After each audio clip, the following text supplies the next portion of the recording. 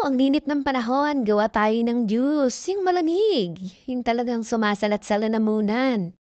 Eto, meron ako dito, napakadaling gawin. Pwedeng-pwede kahit saan, kahit sa bahay, kahit sa resort, kahit kung nasaan man kayo, ang daling i-prepare. Hindi mo na kailangan mag-isip pa o bumili pa ng mamahalin. Napakasimple lang at napakadaling gawin. Bukod sa healthy, marami pang benefits at nakakatulong sa katawan natin, lalong-lalo na sa ating liver. Ito lang naman ang calamansi juice na hinaluan ng honey. Ano pang hinihintay mo? Mag-prepare ka na ng 20 pirasong kalamansi at hiwain ito. Nasa sayo na kung ihalo mo yung buto o balat, bahala ka na, diskarte mo na yan. Pwedeng-pwede naman dahil may mga benefits din naman yan.